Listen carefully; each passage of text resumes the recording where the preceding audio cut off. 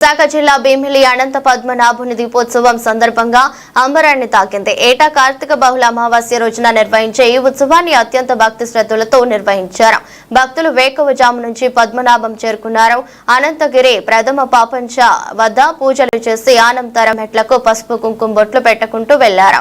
దేవస్థానం ప్రత్యేకంగా రూపొందించిన వేదికపై ఉత్సవ విగ్రహాలను ఉదయం 5 గంటల నుంచి అందుబాటులో ఉంచి భక్తులకు దర్శనాన్ని కల్పించారు.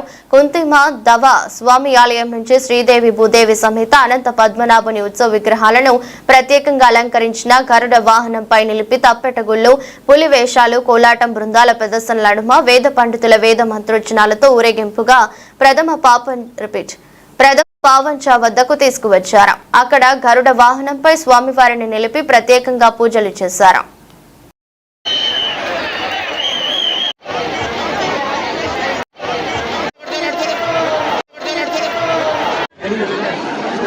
ఈరోజు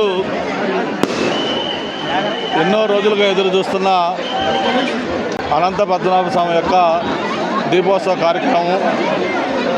ఒక పక్క వర్షాలు పడుతున్నప్పుడు కూడా చక్కటి ఏర్పాట్లు చేశారు.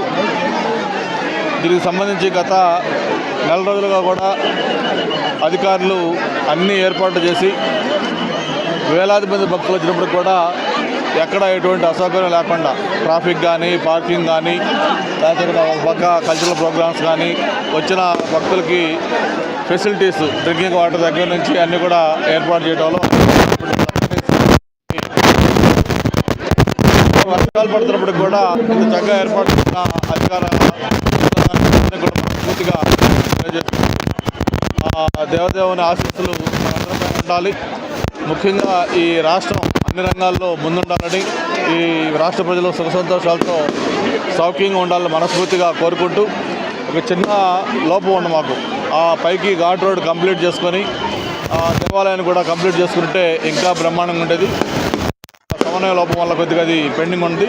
బట్ నెక్స్ట్ దీనికి ఆ రోడ్డు కంప్లీట్ చేసుకొని మిగతా కూడా చేసుకొని ఇంకా బాగా అంతరంగంగా చేసుకోమంటామని చెప్పి కూడా మరొకసారి తెలియజేసుకుంటూ, ఇక్కడ సహకరించిన అధికారులకి అలాగే స్థానిక నాయకులకి అందరూ కూడా మరొకసారి మనస్ఫూర్తిగా ధన్యవాదాలు అభినందనలు తెలియజేసుకుంటా ఉన్నాం.